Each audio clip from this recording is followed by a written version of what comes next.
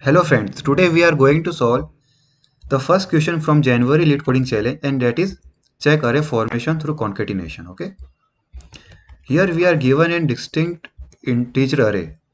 So let me explain you in simple words. So here for example we are given this array and this array of arrays named pieces. We have to form this sequence. Okay, 15 and 88 from these arrays. So here we are allowed to rearrange the arrays, but we are not allowed to rearrange the elements present in the array of array. For example, here we can rearrange, we can put 15 ahead of 88. Now we obtain 15 and 88.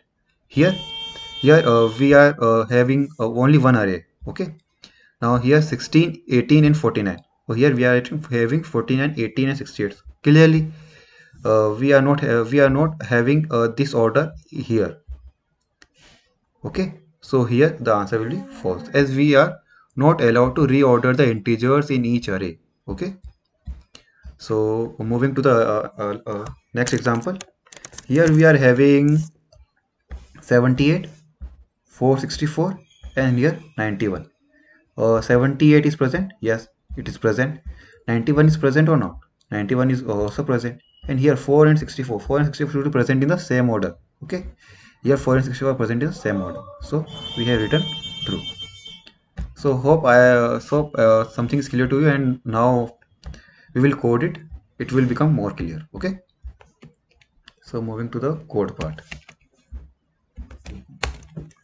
So first what we will do, we will uh, we will store the indices of array.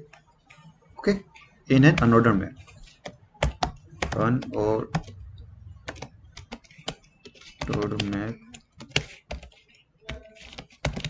comma int name is n, and for int I is equals to 0, I less than array dot size I plus plus m of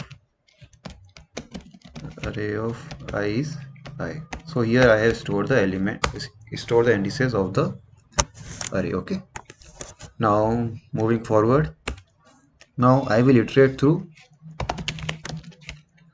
all the arrays present in this array of array pieces. Okay, now for auto a p, I think I'm clear to you. Here I am say for example, this is my here array of array name pieces, and now I am iterating through this 78, this array 464, then this 91. Okay, so for auto a in p, int x is equals to first element of this array, that is a of 0. Now I will check if this element is present or not. If m dot find x is equals to m dot n, if it is not present, then I will return false. Okay, if it is present, then I will increment my, if this element is present. Okay, then int I is equals to 0. This is the index of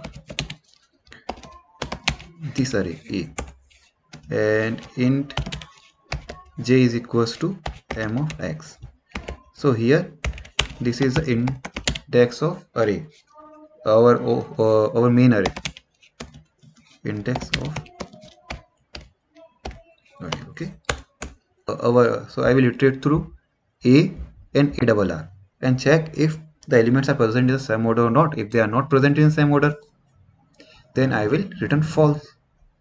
Okay, so here while I is not equals to Yes, it is the index of array. Okay, a dot size, and j is not equals to array dot size. Then if a of I is not equals to array of j, if it is not equal, if they are not equal, then I will return false.